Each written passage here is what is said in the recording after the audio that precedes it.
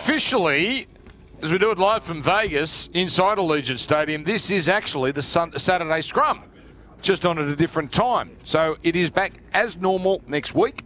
Tony, of course, will be the host. Jimmy is... this is why you look uncomfortable, Jimmy Graham, because there is a bit of competitive tension between the Saturday Scrum and the Sunday Sin Bin, and you're sort of in enemy territory here. It's a bit like Raw and SmackDown, using WWE parlance. That's why he turned up late. He was trying to undermine our show. Sabotage. Self-sabotage. Sabotage. He's like, I don't respect them enough to turn up on time. I'll rock up 1 minute in. It's good. I like I'm the mule. So we double agent. Double agent Graham. We say Is that the mule or the mole? I think you're at the mole. We say farewell. Actually, correct. Mole, not mule. Yeah. Isn't that the Melbourne Storm player, Mule? I know where Wade's going. You don't want to be talking about the mule over in this area, mate. You're doing your own show over there, you two. I was going to do a nice, touching farewell for Ryan Girdler, who has left Triple M. He's been with us since 2013, since we went full-time.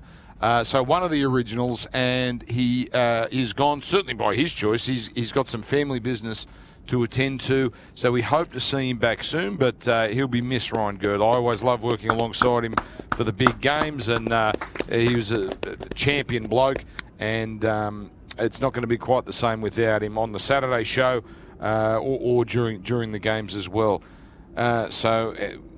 And it's a shame we didn't get to say goodbye to him to his face, but obviously all this happened in the off-season, and hopefully he's back soon. Hindy's got the gig. That's a big get. Nathan Hindmarsh has come back, and he'll be doing the Saturday show. So there you go, Mick. That's a good get for your show. Triple M, some pulling power. I like it. It's good. Hindy will be good on the show. It's a genuine threat to the Sunday. Oh, what, we weren't already? What do you mean? That's I'm talking. That's a bit disrespectful to Wado, myself, Reedy, Tony. That's right. Don't let him get to you, mate. All right? Mind games, is it? Just stick solid, mate. We're all right. We'll see it through. We'll play the long game. Hindy will be a great addition. He's obviously done a lot of work. Why you two have to be competitive, you two shows. It's not as if they're on at the same time. We want the Saturday Scrum to go well, and we want the Sunday Sin Bin to go well. We do. I don't. You grub. To be honest, we're looking at the ratings and we want to make sure we beat them. You don't want to lose in life. But you're not competing. I am. Can you? How about this? How about this, Chammas? Concentrate on beating 2GB and ABC. They're our competition, not bloody Triple M Sunday. No, I'm a competitive guy. Leave me alone. You grub. By the way, if I sound a bit off, it's because it happened 2 days ago. We had lovely drinks on Wednesday night. Wednesday night. It is so confusing with the days here. Wednesday night, so it's 2 nights ago. It was the Little Fox launch, right? It was just a very quiet, demure drinks up at the top of the Circa building at a beautiful view of Vegas, and very sensible. Then Tallis grabs me. Dan, we're going to my favourite bar. It's Gillies at Treasure Island, which is the country bar, because he wants to see the line dancing. And he is like a kid at Christmas. He's almost running into this place because it's his favourite bar in the world, because he wants to watch the line dancing. There's a mechanical bull there. I get on the mechanical bull. You have to sign all these waivers. Are you inebriated? I had to lie because it had a couple. And I lasted 22 seconds, which apparently is not the word, certainly not the best, but it's not the word. I didn't embarrass myself. So we copped that. But anyway, that's why we might sound even 2 days later. It was a late night indeed. I've been to that bar. It's a fantastic bar. Fantastic bar. You know, when you get those country bars, no dickheads. Yeah. No dickheads, much like the country itself. Good music, chill time, a bit of fun. You get to laugh at everyone trying to ride the bull, and of course the line dancing. It's good when you see them all get going and know the steps. My wife loves the line dancing. Actually, she does a little bit of it. Have you practiced? Have you done? I don't do it. I just stay at the bar and stay behind. Let's talk Panthers, right? Did I see Brian Tottle doing somersaults on stage? Hasn't he got a bung hamstring? What's going on there? He got so into the crowd yesterday that I thought he was injured. Well, we do know Brian is an excitable guy, and he likes to enjoy himself, and He did. He is known for doing a backflip. We see it all the time on the Fox ads and the lead on into the series. He's quite the athlete, but yeah, he's been ruled out of the season opener, which I think is a hamstring. Yep. But Fremont Street, as it does, it's hard not to get caught in the hype, and he attempted to do his normal backflip. I will say, normally he does it easily and lands it clean. He did look like he jumped off a little bit less powerful than he normally would. But there's a great shot of Liam Martin, Mick was saying before, in the background. As he takes off, he almost senses that he's going to do it, and he'd almost go, oh, no, please don't do it. But I think, obviously he got caught up in the moment and he's a little bit injured. But when you've had the success that he's had, and you've got four premierships in a row, I think he knows what his body's about, and he'll be fine once he gets back out. He's a real professional anyway. Six cans of Coke before the game. He really looks after himself. Yeah. Now, do you believe that story? Yeah, did you write that story? No, I didn't actually. I don't know who did. I can't remember. But bacon and eggs, hot chips for breakfast, 6 cans of Coke. Yeah, there's no reason to lie. No, I believe it. I'm not saying I don't believe. Well, do you just don't believe it? Or do you think there's a little bit of GST? Well, it's like when Michael Phelps would tell you his diet and it was like 12,000 calories and it was junk, and you'd go, look, I know you train more than anyone else in the world. I get it, and you're a physical freak. But I just can't believe someone can have 12,000 calories, a lot of it fat, and carbs. But for the athlete, though, they actually just need an abundance of calories in any way, shape or form. However they come into the system, they need those calories. I understand that. And I've never been an athlete, obviously. Anyway, the Brian Tuttle thing, all the chips and all that, I just don't see how you could burn all that off. It's bad food. How would you feel after it? He's a freak. He's an absolute freak. It's not like he goes out there and has no energy. He's involved all the time. He's 25 carries a game. I know. And when you try to tackle him, he's like tackling a piece of granite. It's all hard muscle, elbows, and he's so strong. So he must have some good food in between the junk food. And also, just because Brian Toto does it doesn't mean any youngster out there should attempt that. We're all different. Like, I couldn't imagine Cam McInnes, for example, his meticulous preparation in terms of what he eats. And some people are different. Some people are all about how you feel before a game, and maybe the relaxation, Brian Toto not stressing about what he eats, maybe that's it. Well, whatever he's doing is helping, and we've established a rule. If you've won 4 comps, even if you're injured, you can do a somersault. That's okay. 5'8's interesting because we all went into the season thinking, here we go, Blaze Talangi, watch what Penrith turned him into. But it's not. It's Jack Cole, who's had a little bit of experience there for the Panthers. What do we think? What do we think of Jack Cole winning that? Really, the first crack at the number 6 at the Jarome Luai spot. I think it's probably a fact that Talangi's had that bit of a shoulder issue, but also what Cole does, he knows the systems, especially defensively. I think if you look at Penrith's success over the years, it's been built on defence. Despite what everybody thinks about, the comeback in that 2023 grand final against the Broncos, everything that the Panthers have done has been on that defensive system, and maybe that's where Jack Cole has the slight advantage because he's come through that same system from the junior levels. It's the same implementation for their academy kids. All the youngsters that come through know the system off by heart, and maybe that's just fractionally got Cole ahead of Talangi. To me, I love Blaze Talangi. I think it's a great signing, but it's very un-Penrith-like.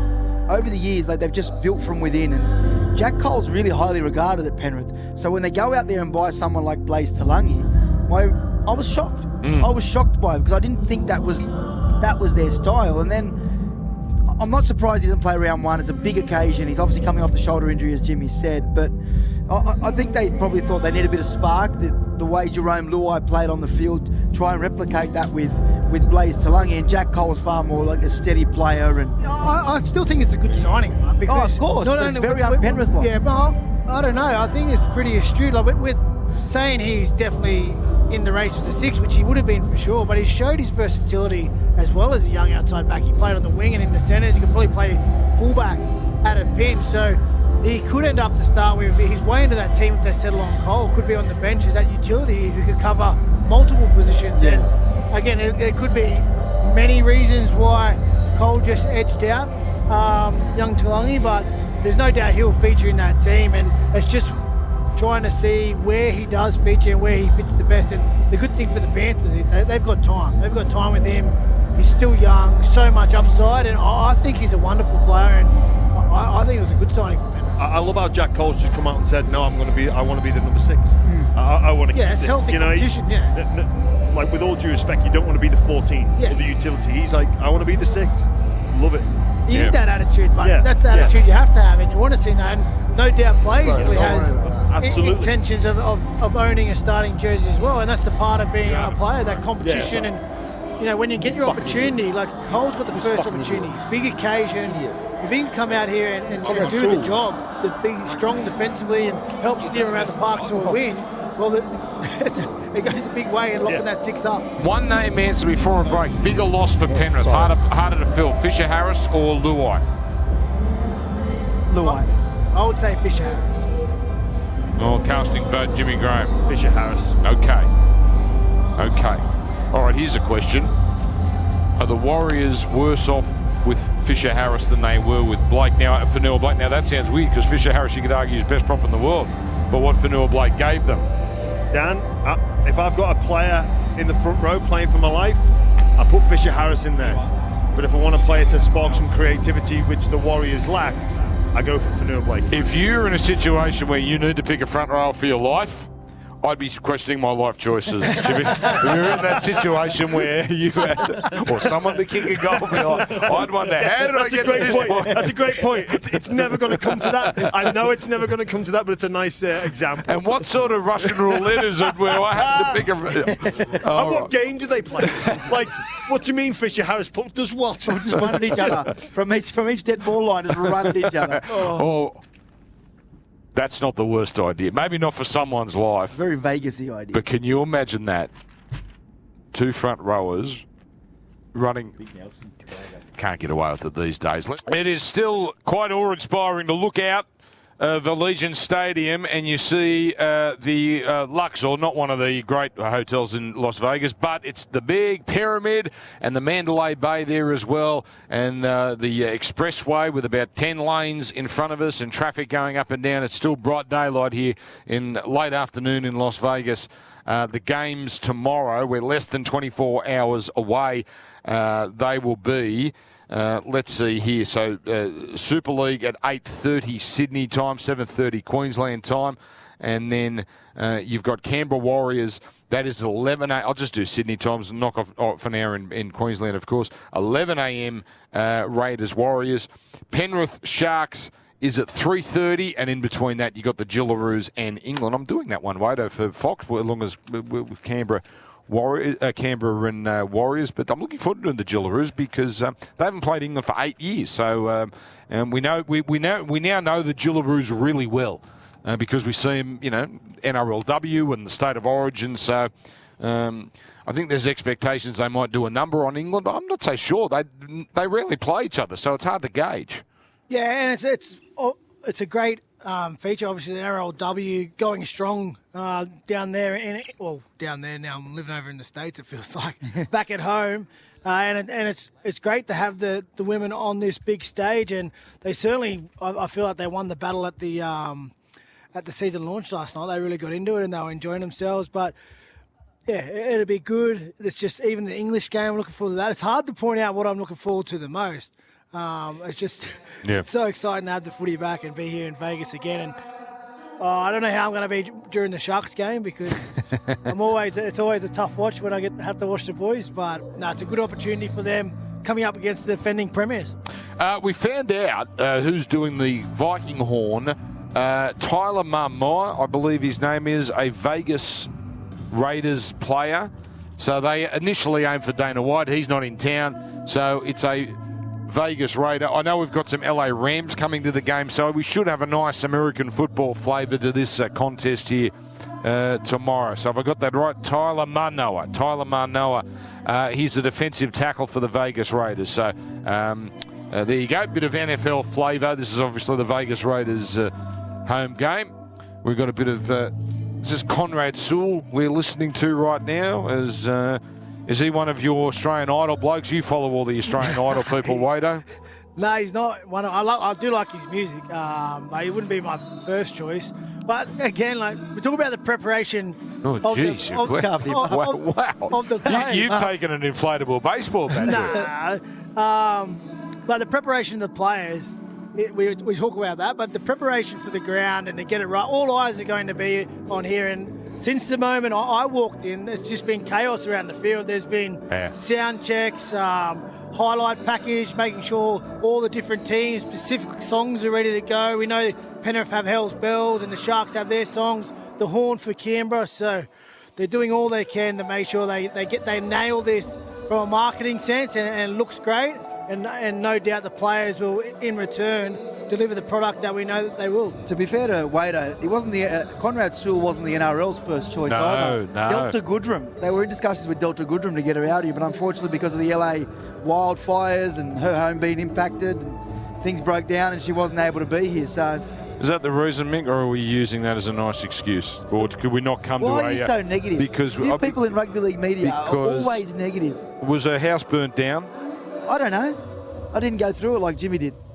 You know, her house impact. Look, I don't wish ill on Delta, and a lot of people did lose their homes, and she might have been one. I just hadn't heard that. She isn't a builder, though, is she? Well, she's a very skillful person, Jimmy. I don't know what her skill set involves. It's just one of those things, Mick. Just pricks my. You're a journalist. You have those my ears prick up moments where I think that doesn't sound. That sounds like a convenient excuse. Yeah, well... We just couldn't come to a financial arrangement is what I'm just wondering might be. We're not sceptical people, us journalists. Speaking of doing a bit of journalism, what the hell's going on? Frank Molo hasn't turned up at the Dragons for about a month, and then you got Dave Klemmer supposedly on the way out. Have deals been done here without deals actually being done? So, as it sits right now, Francis Molo hasn't been to training in some time. The Dragons have actually gone to the NRL and asked for an exemption because they haven't got a spot available. He hasn't shown any desire to come back to training. He's upset with a comment made by a coaching staff member in regards to him not drinking, and he's taken offence to that. He wants to leave the club. The Dragons don't want to release him without something in return, compensation and finance, and they want David Klemmer. Now, David Klemmer, what's going on at the Tigers is a schmozzle. The way they're treating David Klemmer at the moment, from my understanding, he's been sidelined. He's not even training with the main team. He's running, doing laps because they're trying to get rid of him. I'll get to David Klemmer later, but the Dragons are hoping that the NRL give them an exemption to bring him to the club, even though they've got 30 spots filled. They want the NRL to say, okay, Francis Molo, it's a unique situation. He won't leave. Can you give us that extra spot? And the NRL are yet to give him their answer. But just on David Klemmer, in this really bizarre situation, he's got a clause in his contract, Dan, that says if he plays 14 games this year, it triggers next year. Next year's about 450. This year's on about 600. Benji was the one who put that clause in there. Right. So for Benji to be trying to move him on, which he's entitled to do, but the way they have handled it in the off-season, by telling David Klemmer, indicating to his manager and to David Klemmer that if he sticks around and doesn't walk away, he's probably not going to make the 14 He's not going to get the 14. Okay. That is poor. For someone who actually left the sport for the way he was treated by the club, and someone who actually was pretty disappointed with the treatment by Michael Maguire about ushering him out the door for a second time when he went to South, you'd think he'd have a bit more compassion in that situation or handle it a bit differently. And David Klemmer, to his credit, has trained hard in the off-season, got this situation now where he feels like he's not wanted and has found on the verge of finding a new home. I just think it could have been handled better. You tell the bloke he's not wanted, but at the same time you have a meeting saying he's had a great season in his review. You tell him he's got 8s and 9s out of 10s, and then in the background you're trying to get rid of him. I just feel like Tigers and Benji, given his experience, could have handled this a little bit differently. I think this is always the other side of the coin. You know, when we comment on players, and sometimes it's not a good look when they're negotiating with other clubs while they're still playing, or they sign somewhere else long term early in the season. It's not a good look. But it's not unheard of for clubs to do this. If they don't feel like they're getting the most out of the player, or they want to move him on, well, if you want to stay, you can stay here if you want, but you won't play. Yeah, but you were at the RLPA. You were an ambassador. But we know with players. Can you tell them that you're not going to play first grade? Remember Robbie Farah years ago? The whole issue was that Jason Taylor said if you stick around, you're going to be playing reserve grade. Can you tell a player that? Ultimately, coach names the team. Isn't It's that his the prerogative. truth? It's his prerogative. Don't you want to know the truth? But you can't, from what I understand the rules to be, you can't deny a player and tell him that you won't play first grade. Well, it's You've got to give him a subjective. chance. Yeah. I mean, it's you could- subjective, but really, because the coach picks the team, so he can. Well, you might know. Yeah. You might know. You think this is happening. Yeah. But if the coach says that's the reason, well, you can't prove it's not the reason. But it has happened. This is not like it. It has. not- Well, what happened to it? There was a Gold Coast kiddie, Pahulu, Yeah. supposed to play 20 games last year. Yeah. At 19, they didn't name him for the last game of the year because they didn't want to trigger whatever that 20-game $50,000 work was. bonus, I really don't like both examples of this. What type of precedent does it set if a player says, I don't want to be here anymore and just stops coming to training and then gets the release without the club getting anything back? I don't like that example. And I really don't like the example of the club. Basically, it's my understanding that David Klemmer was told, look, mate, we want you for this year, Yes. but we don't want you for next year. Yeah. So we can renegotiate, take that clause out, Yep. and just have this year, and then you can play 20 games for Yeah. us. And that's not fair. So I really don't like both examples. Hey, well, hang on. So that's business, though, isn't it? That the Molo thing's weird. Can we touch on that in a minute? The Klemmer thing. It is business, Dan, but this is why we have contracts and employment law. I just think there's a way of handling it. Yeah. Yeah. And the mixed messaging from the club, having Benji tell David Klemmer in the off-season after the year that he's been great, and then having the CEO of the club ring your manager and say, we want him out the door. And it's just hard on a player. And for a new coach, for someone like Benji who's building his reputation and trying to win the trust of the players, I don't think it's a good look for him to have this situation playing out. You're right there in terms of the look of what this club now stands for, but also, it's just another example of a stupid clause that a player or a club inserts into their contract that let's get the deal done, we'll sign it with this clause in, short-term game, everyone's happy. You're putting the power in the hands of your employer. But 2 years later, you know that this is going to catch up with you one way or the other. How many times have we seen these clauses come in and either bite the club in the back or bite the player in the back? Look at Dylan Brown. Yeah. Look at the situation now. Mitchell Obviously, Moses, that's the point. If I'm an administrator at any club, there's no clauses. Well, Penrith don't. Yeah, well, there you go. Penrith don't.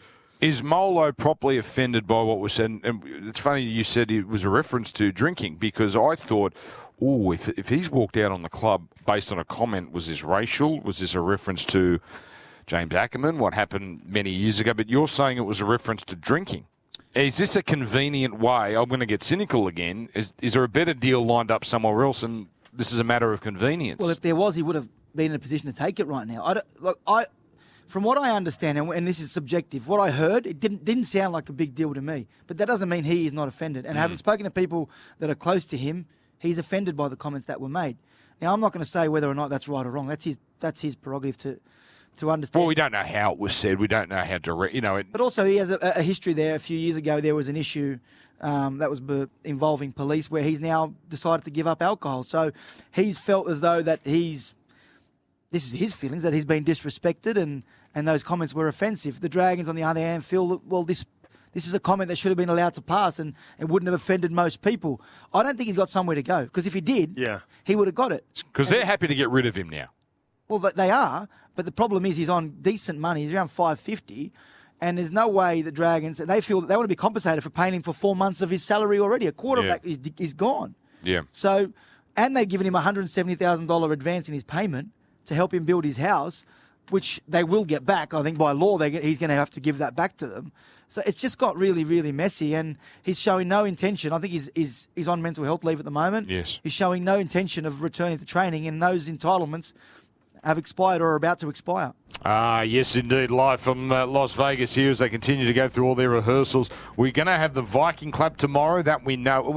Do we know, Mick, is the blackout going to be part of this? Because I know it's a Canberra home game and it's a Penrith home game, but we tend to incorporate all the nuances of the four clubs involved. Not sure, actually. It's a good question. It's a good question. I think, the Viking Club will be a big part of it. There's no doubt about it.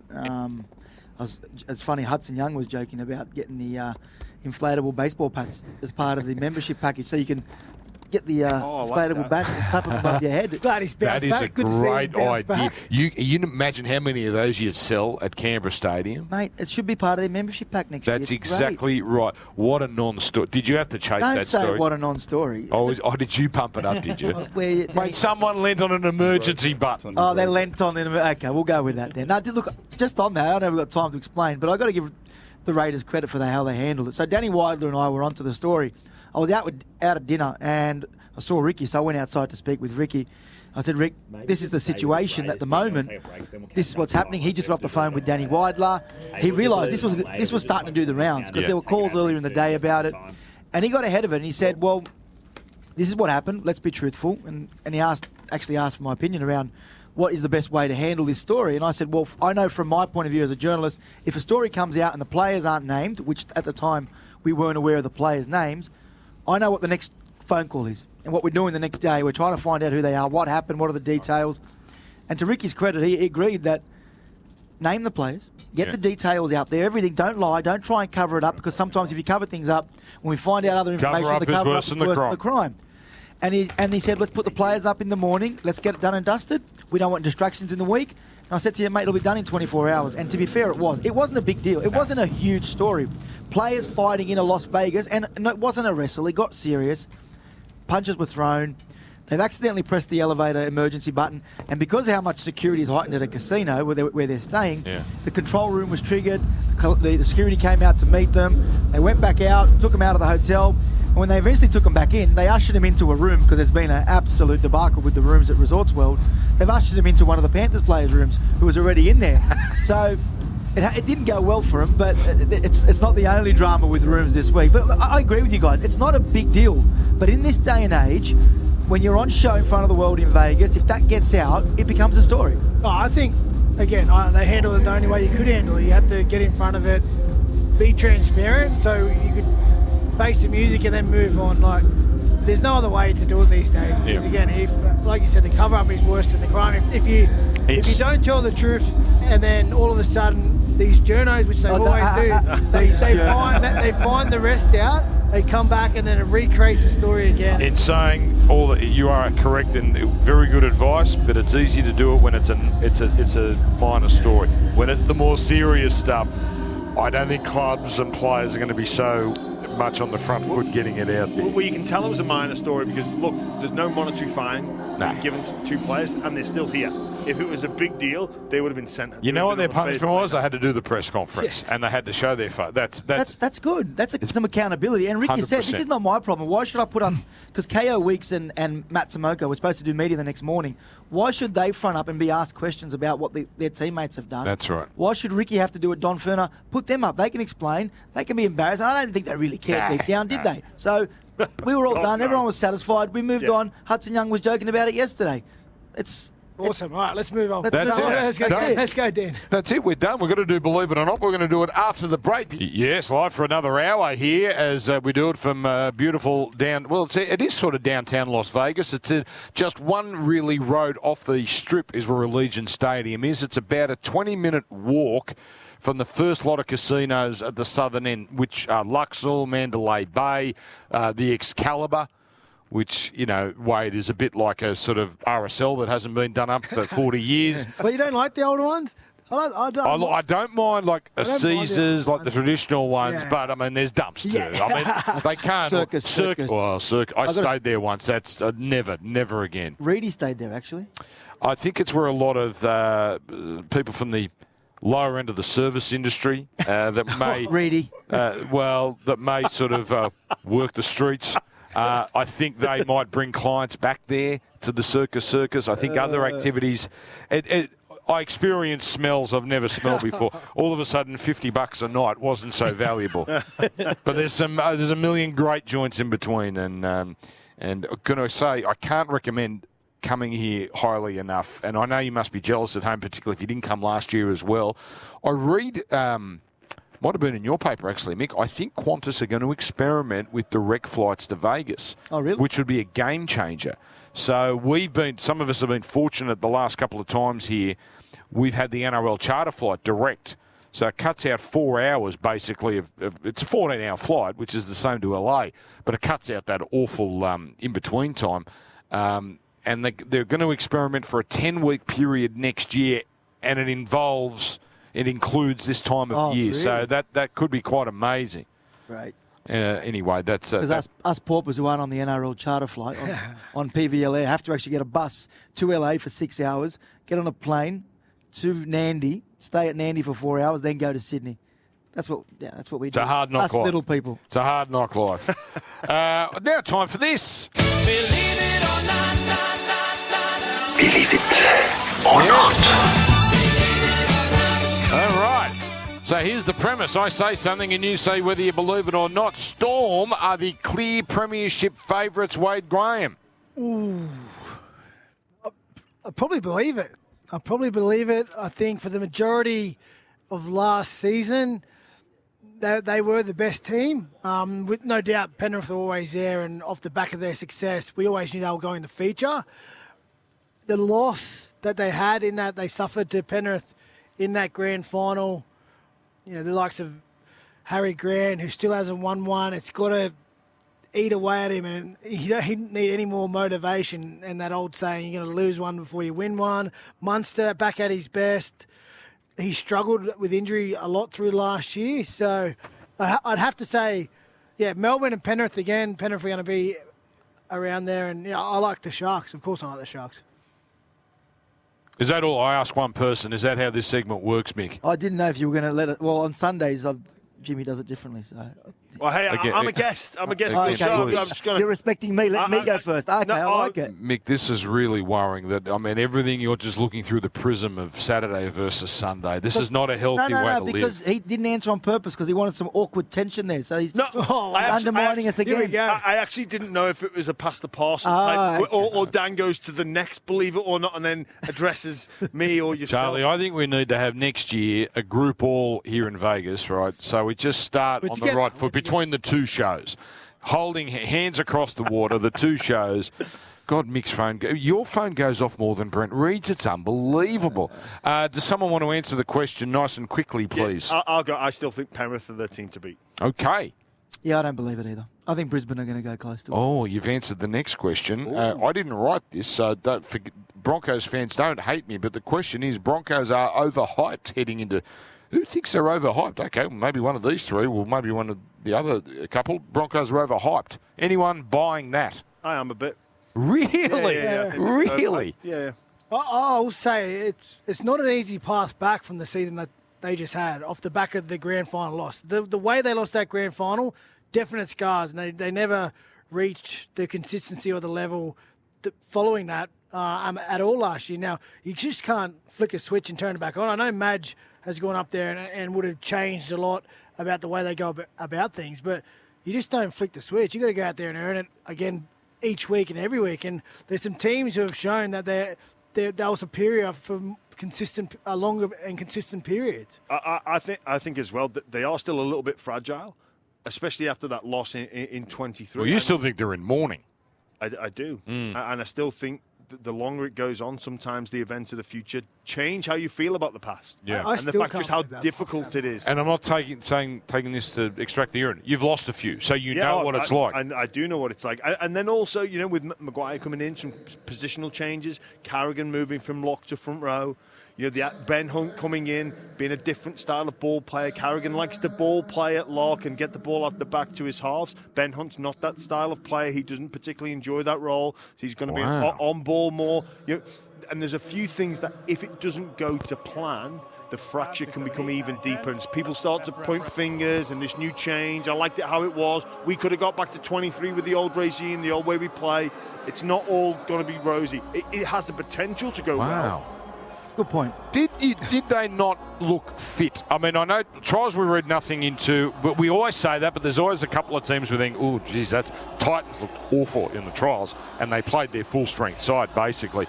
and Kieran Foran's injured. But did the Broncos not, if anything, look fitter this year than they have certainly last year? I think it's hard to gauge off trial form, but there was a couple of examples last year. The game against the Dolphins, where it was their chance to maybe make the finals, they were clinging on to that. They just didn't look like they cared for each other enough. All right, there you go. And spicy, a very interesting first game, which we'll be calling on Triple M, and that's, 5 days away. Roosters, and that's a really good game. Roosters and Broncos. Roosters have their own issues, so we'll be there, Triple M.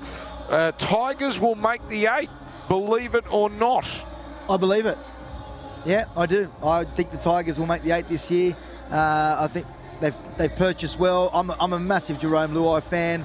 I just think what the impact that he'll have on that team, I'd love to see it. I get hammered for bagging the Tigers. Everyone thinks that I bag the Tigers. Reporting on failures and incompetence is not bagging. But I genuinely believe that they're building towards something, and they'll be competing for a top 8 spot in the last 5 weeks of the season. I hope they'll take the next step. Can I tell you something? You've brought up something interesting before these two answer, right?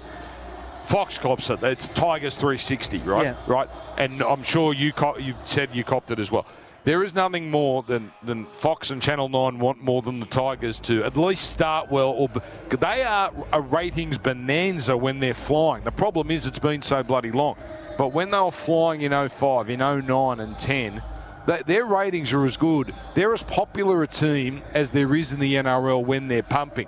We want them to go berserk.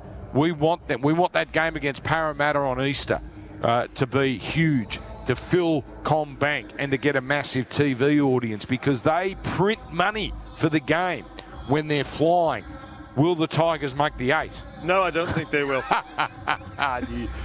You know what we definitely don't want? Them to finish like 11th. Because then you can't really whack them. No, for us in the media, we want them down the bottom end or in the finals. Don't want them just doing okay. Can you imagine they come 11th? It's like, well, what are we going to talk about now? They've improved, but not quite improved enough. Well, from a news cycle point of view, and this sounds silly, but from a news cycle point of view, the best story is that they continue to fail, right?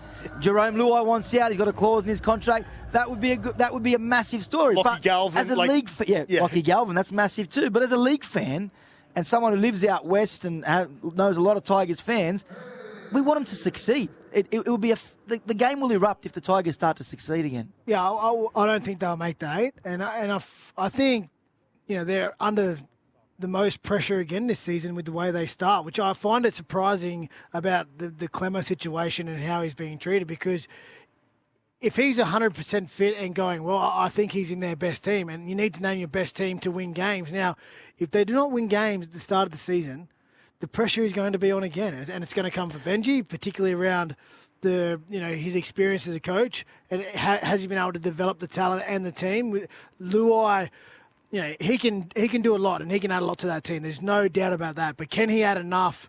Luai is not going to help them defend their way to win games. He's there to spark attack and to bring confidence and help in their preparation. But ultimately, when the game's on the line, are they going to be able to stop enough points? And that's the issue for me with them. They can't consistently, or they haven't shown in years past that they can consistently hang in the game with the good teams who can. And for me, mostly it's on their defence. Whoever loses that first game, Tigers, Newcastle, might be the first team seriously under the pay. It's one game, but that's going to set a tone, a narrative, as we like to say. It's a Friday 6 p.m. game, so we'll have it on Triple M. That's your Sunday papers, that's your Monday agenda stuff. That's a big game. Dan, can I grass cut you and play host for a second? Yes, please. Just to ask a question, what is a pass mark then? If they're not making the 8 and Benji's surviving beyond this year, what do you want to see from the Tigers? But for me, it's not necessarily a results thing that I'm seeing. It's more about a process and the way they apply themselves and play in the game, the quality of their football, because you can play well and lose games still, and you can play poorly and somehow through talent win games. You can't do that consistently and make your way up and be an elite team in the NRL. You need to get all your ducks in a row and play the right way. But at the moment, they're hot in some areas and they're cold, and then they're cold in some areas and then they're hot, and that to me shows there's no consistency and slow development in their game. Now, if I'm a Tigers fan and I'm going to critique them, I want to see how they start in round 1 with this new team and how they trend throughout the season, and can they get better? Do their players develop? can I see their system developing? And, that's going to take time to understand. Yeah. 2 more. You go on, Sorry, Jimmy. anything off a wooden spoon is a success for the Tigers. And I'm being serious. It's a pass mark. And in terms of, player influence, you're right. Jimmy, they can't finish 16th. Jerome, that's not success. I don't think it's not success. It's not success. I know what you're saying, but it's an improvement. Yeah, they need to improve more than that. They've got to be within reach of finals football, fighting for a top 8 spot with 5 weeks to go. I think if that's gone or before then it's a failure. Terrell May, we still don't know why he was booted from the Roosters. That's a big. They need a bit of shit up front, and he's got it. He's a big in. And quite fortuitously from the Tigers, when you look at who they missed out on in the middles, and then all of a sudden May opens up, it's like, how good's this? They've landed on their feet there, the Tigers. They really have. Because Stefano Utoikamanu is probably going to be a star in Melbourne, like the typical Craig Bellamy reclamation project. He wasn't that great. He was fine, but he wasn't that big a force at the West Tigers. Terrell May, where he is now, is surely going to be bigger for the club, the Tigers, than Utoikamanu was. But this is to see the litmus test we say about Craig Bellamy and the redemption, or not he pulls players in and reaches their potential. If we say Utoikamanu wasn't playing well at the Tigers, and all of a sudden he's down at Melbourne, and he comes out and reaches his potential. Oh, it reflects terribly on the Tigers. That's where they need. That's what you need to be looking at. The development of your players and how they can improve. And are they playing to their potential? Well, what might just be a pass mark for the Tigers in terms of it might not be about results. It might be just about how Jarome Luai and Terrell May go and these new signings go. And that might be a bit of a signal if Benji can take them to that next level. All right, Knights who need halves players on the verge of a 10-year deal for Dylan Brown. Good idea, believe it or not. I don't think it's a good idea. I don't believe it. I think it's a huge risk. A huge risk. We already know they have so much of the cap invested in one player, Kalen Ponga.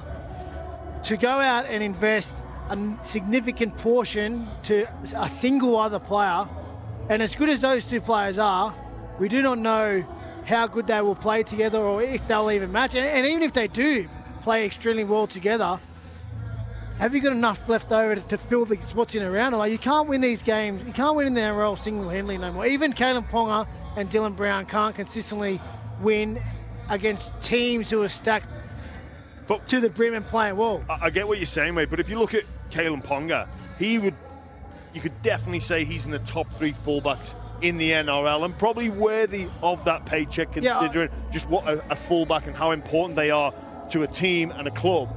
With a 5'8", that's not the same level of impact on the game, and I don't think Brown's in that upper echelon just yet in terms of 5'8" in the competition. When you look at Munster, when you look at Dearden, when you look at all these Burton of the likes, there's so many 5'8" that I would think would be, at this moment in time, higher on the list than Dylan Brown. And they want him to play 7 as well. This, to me, I think it's irresponsible. They want him to play 7. I think if it doesn't work out, you got him for 10 years. But even if it does work out, you got to think all the factors, right? Let's say, God forbid, that Dylan Brown has a string of concussion issues 4 years into this deal and he's forced to retire. You're still going to have to pay, even if it's not on the cap, you're still going to have to pay him $7 million out of your bank account because there's no more insurance. Before they used to be covered 80% of their insurance. Also, the Tigers, for a 5-year deal, they paid Jarome Luai $6 million.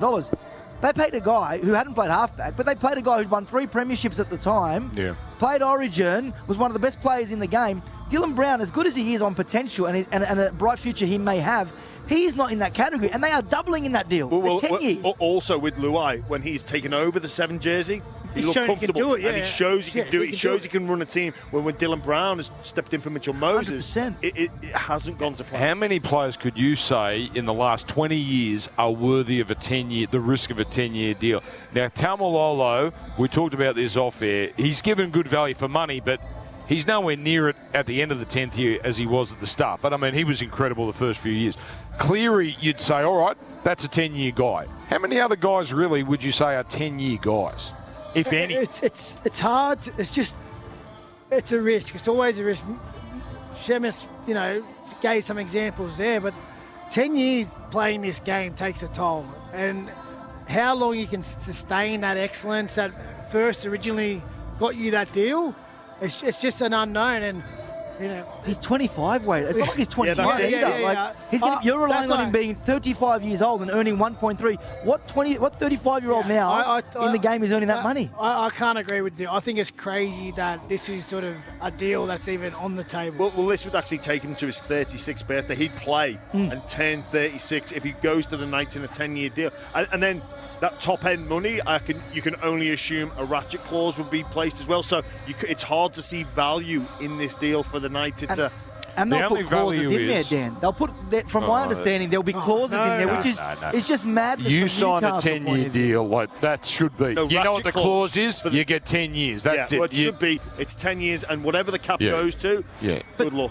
You have to give Parramatta credit, right? Parramatta are not going to give him more. They've told him what you are on. You are contracted. The length of your contract is the second longest deal in the NRL right now. Yeah.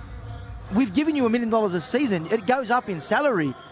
We're not going to be in a situation where we think that's responsible spending when we've got Mitchell Moses who have just extended. I commend Parramatta. If they lose Dylan Brown because he signed a 10-year deal for $14 or $13 million, then no one should be bagging Parramatta because it would have been the wrong thing for them to match it.